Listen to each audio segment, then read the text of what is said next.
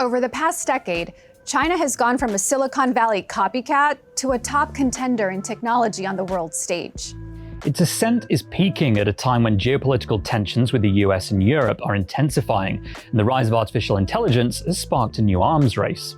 The US is rushing to curb China's influence in AI while balancing the need to regulate the powerful technology within its own borders. How America manages these competing priorities will have implications for where the balance of power in tech will shift to next. On this episode of AI IRL, we'll explore how China's playbook went from imitation to innovation and discuss what's at stake in the competition between these two superpowers.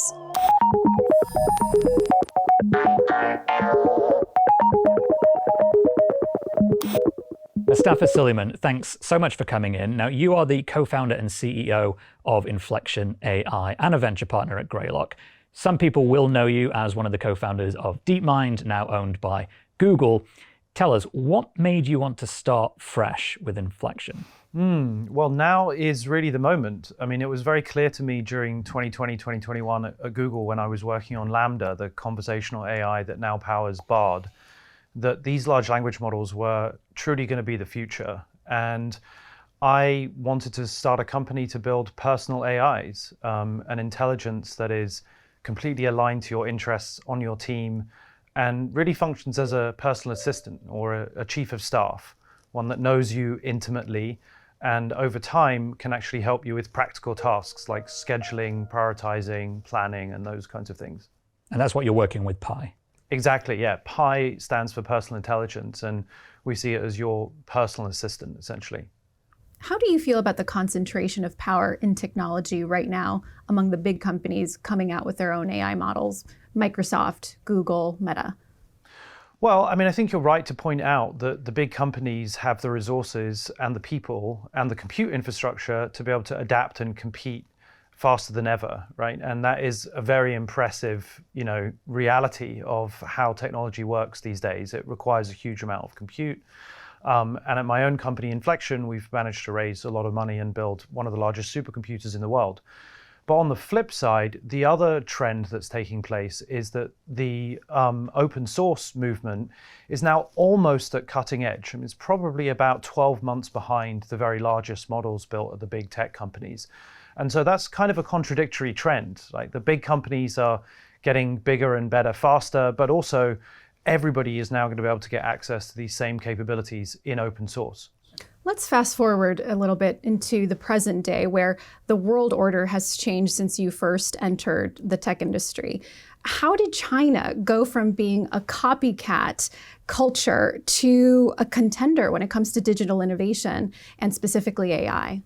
Yeah, I mean, China is more than a contender. I think in many respects, it's one of the leading players now. I mean, they've always been incredibly creative. And I think that we may have, sort of overstated the extent to which they were simply copying, what we were doing. And I think it's important to remain humble about the fact that, these ideas are going to be widely available to millions and millions of people.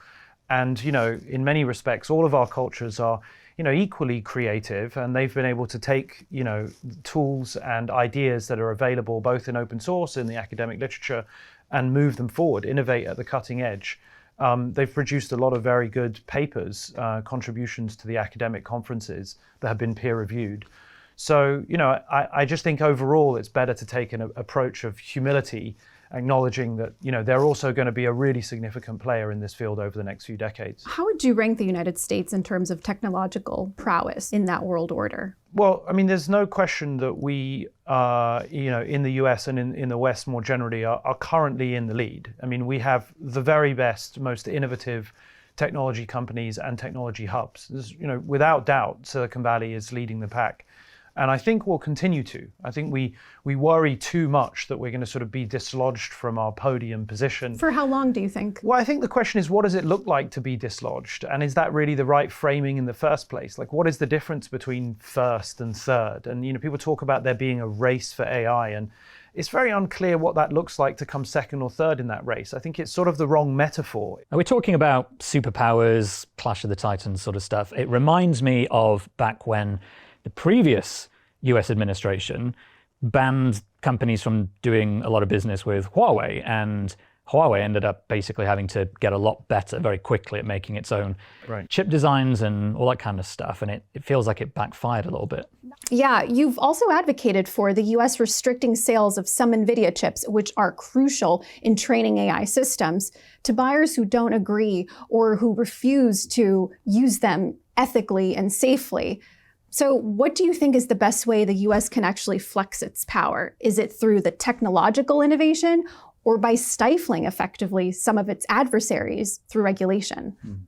The first thing I should say about that is I don't think now is the time to do that. I mean, I think in theory, when the time comes, if the time comes for us to adopt a kind of global anti-proliferation strategy, we're worried about technologies being so powerful that we have to stop their spread. If that moment arises, and I think we're quite a long way from experiencing that, then technically that would be an appropriate containment strategy. Because much as this technology is manifested in software, it lives on the internet, it still sits on chips, whether you're training a model or serving a model. So in order to ask a model a query, you have to have access to one of those NVIDIA GPUs.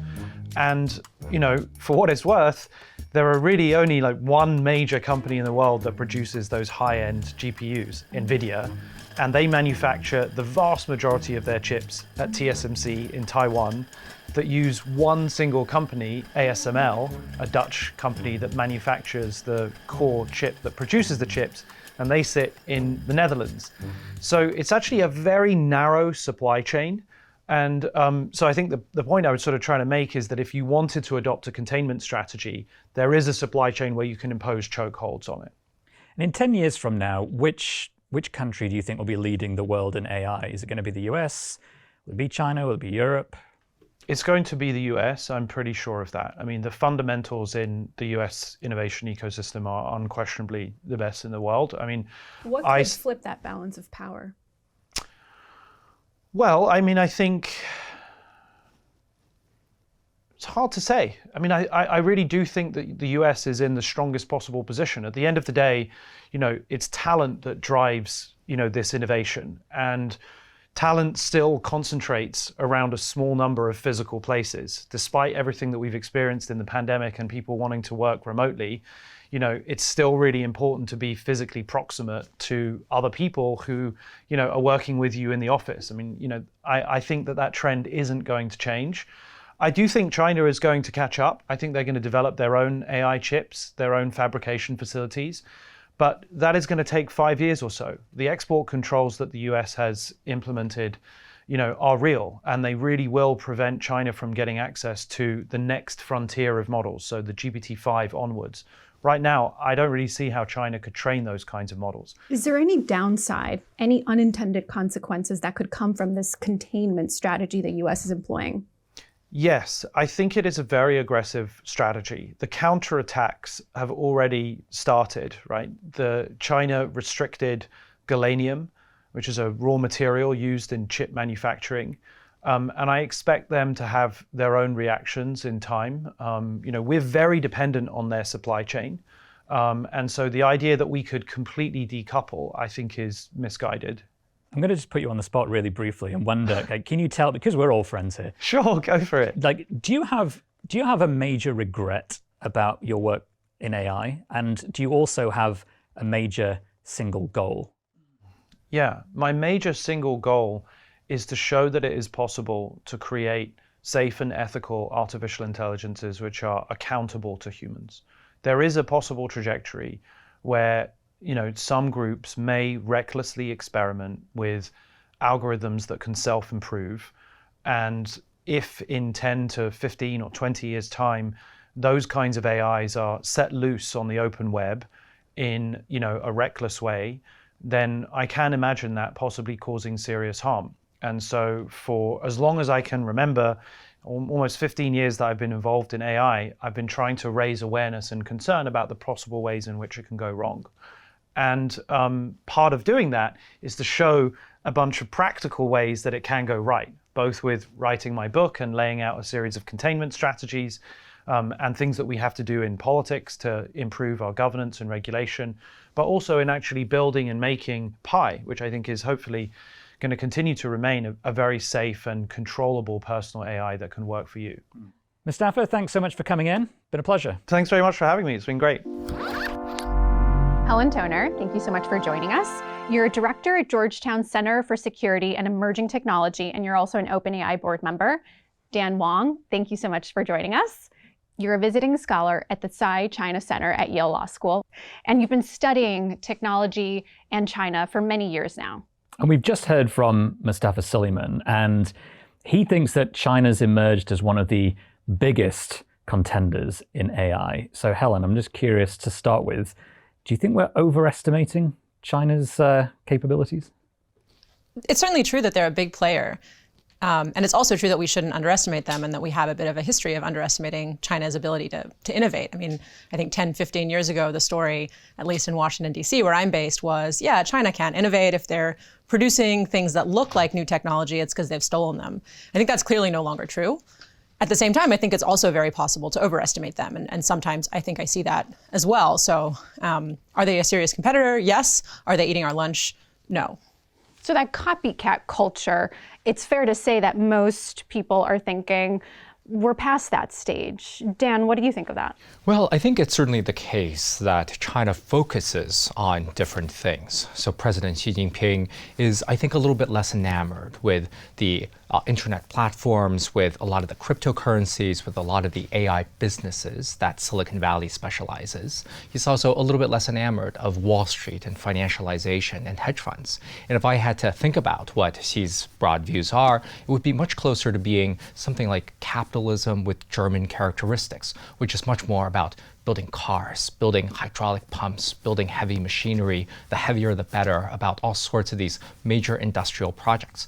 And I think China is very much a leader in things that include electric vehicle batteries now, solar photovoltaics. It is making a lot of electronics products, and it is innovating on a huge sort of a lot of the automotive supply chain. But I think they have a little bit less of a focus on AI, and therefore there is not so much political direction anymore to really push forward these consumer applications. I think it's fair, though, that some of those areas, the US is also innovating very, very strongly. So are there any areas where China is innovating significantly better than the US? Well, I would say something like electric vehicle batteries, where China has something like the 70% of all global expansion, all global capacity of electric vehicle batteries is now mostly in China. When it comes to the clean technology supply chain, again, these very industrial projects, these pieces of heavy machinery, that is a little bit more the focus. I think the US is really strong in things that include semiconductors, artificial intelligence, biotechnology. These are things, the smaller things where China is not so good, but there are big areas in which China is way outbuilding the US. I mean, the semiconductors is getting significantly better in China. I mean, partly maybe as a result of the Huawei issue. Helen, what's your view on the semiconductor side of this? So China's definitely been investing for decades in trying to have their own independent semiconductor supply chain. And they've been making some progress. The thing to know about semiconductors is there's a huge range of sophistication, from the really basic semiconductors, computer chips that go in basic devices, your smart fridge, your car, up to the kind of more advanced chips that might go in a brand new iPhone, up to very advanced chips that go in kind of the data centers, gigantic warehouses full of computing, which is what you're training advanced AI systems on. So China has made a lot of progress on the more basic end of the semiconductor sort of scale, and is still really struggling to hit the most advanced end. And that's where, it's not even, you can't even say the US is, alone able to create those advanced semiconductors. But what you have is an incredibly advanced global supply chain. Many describe artificial intelligence and its development across these two superpowers as an arms race. Is that framework misguided, do you think? I think it's a bit misguided. I think you really want to look at what kind of AI are we talking about, and in what way might it be a race. I think the place where it's clearest that it makes sense to think in a competitive framework is in kind of military domains. So, it's just true that the US military really wants to make sure that it is keeping pace with, and ideally a little ahead of, the Chinese, or a lot ahead of the Chinese military in terms of what technology they have. Dan, Washington has taken some steps to curtail some of China's ability to get their hands on the cutting edge chips that really power these AI platforms. What's your take on that? Is that an effective strategy, or will China just find a way to build their own? I think that China is going to try to figure out a lot of the way to build their own. A lot of the chip makers now have been under very significant stress from US sanctions dating back to about a year ago now, released by the Biden administration, that is really stopping their ability to access not just the high-end chips, but also the semiconductor production equipment as well. And I think in general, it's really difficult to distinguish between what kinds of technologies should the US really not want China to be able to develop and where is it fine. So, you mentioned, clean technologies before, where China, if you're looking at, manufacturing solar panels, as you mentioned, EV batteries, a lot of other areas, China is doing amazingly at that. And what you're starting to hear in some, US policymaking circles is that maybe that's a bad thing, that China is making a lot of kind of clean technology stuff. And I find that a little sort of tricky to reckon with, is at what point do we want to, really shut them out or prevent them from being, able to manufacture anything if it's something good, useful that we can use. Of course, if it's technologies that we think have really significant military value, I understand, but then it starts, the lines between those categories start to get very, very blurred. It seems like these tensions are just ratcheting it up even higher as time goes on. With each administration, they're intensifying. So to your point, if we do need these other technologies, solar technology for this transition into a greener future, I mean, what kind of happens next? How much do we place on kind of the AI arms race that could then potentially work against us in climate change? Is that a concern, or is that too far in the future still? Well, a few months ago, Beijing did announce some export controls on certain solar technologies involved in making production wafers. So it's already happening. It is already happening, that there are some threats out there that, relatively speaking, Beijing has been pretty restrained against retaliating against American companies of the likes of Intel, of the likes of Tesla so far, but these things could escalate more. How does the relationship between, the ruling party in China play out against the kind of the development of companies?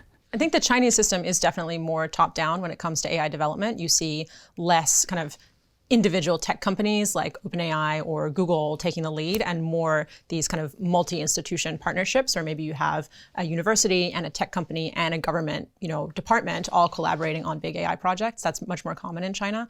At the same time, China is a huge country, so there's a limit to how much the government can achieve from the top. So a lot of what you see is sort of Beijing providing direction, providing ideas, providing sort of signaling of this is what we in the central government would be excited about. Dan, how would you compare how the Chinese government is handling AI with its people versus how they handled social media? Well, I think President Xi Jinping doesn't necessarily view AI right now, a lot of these ChatGPT-like applications, as some of the most economically productive things that are coming into our society. So I think that President Xi looks much more at AI like he would at Facebook or Twitter, now known as X or whatever it is. These are platforms like TikTok that, if you're asking me, is something like TikTok or Facebook really increasing my personal productivity? Well, I would say actually it is really horribly detracting from my productivity. And so I think that a lot of these AI platforms right now create speech issues. When an ordinary Chinese person sitting in Beijing or Shanghai asks AI, well, what happened in 1989? Well, what do you think of socialism? What do you think of President Xi's performance? These AI tools are having a lot of challenges actually answering socialist correct values that are in line with the government's ideas. And so these are major speech platforms, first and foremost, and perhaps not really the economically miraculous thing that raises our productivity growth at the very moment. Now, it might happen later on. Right now, I think the party views it as somewhere between economically not that useful and potentially very socially destabilizing. So from a consumer standpoint, AI is it can potentially create more problems for the Chinese Communist Party. But then if you look at it from like a surveillance standpoint or military type of AI applications, that's kind of in a different camp. Is that right? Yeah, that's right. And I think they're definitely, one area where China is, I would say, leading in AI is on surveillance. They really have leaned hard into facial recognition, voice recognition, even gait recognition. So how you walk in a crowd, can they pick you out by that? I think in the West, there's been some development of these technologies, but with a lot of criticism from civil society, a lot of hesitation, sort of, I would say, like very yellow light. And in China, it's been blaring green light. On the topic of WeChat, I mean, when we spoke ahead of this, I think we touched on the fact that there are some generalized misunderstandings about China's approach to social media and data and AI. AI relying on huge amounts of data, and the perception is that because of things like WeChat and similar things in China, that there's this huge pool of data that the population in China is just very happy giving over and is used to giving over, and therefore is just sitting around waiting to be exploited by AI. And I remember that you made a pretty significant point. It's like, that's probably not really the case. And people think that's the case, but it isn't. So I wonder if you could touch on that. Yeah, I think people have this perception that because the Chinese government is very controlling and has a lot of access to what's going on in Chinese citizens' private lives, that means that there's these beautifully curated, extremely complete, large databases of information that can be used to train AI systems or to do other things. But for anyone who's ever worked with data, you know that cleaning data, structuring data, making sure that the right information is flowing in the right places is incredibly challenging. So it's both true that the Chinese government can get very detailed information on the private lives of its citizens if it chooses to, and also true that it's incredibly messy the way that works, and incredibly difficult for any given actor to get access to something. So, for instance, a company trying to train some AI model using data is actually subject to a pretty significant data governance setup in China, data governance regulations that make it really challenging to use customers' data for things it wasn't already designed for, that you didn't already get consent for. Which we learned from Cambridge Analytica scandal just as one case, and there are many others. That is not the case in the US. It's not the case in Europe. There's a lot going on. I mean, the EU's AI Act is pretty widely praised by some people, not everybody, but it's quite broad and far-reaching. But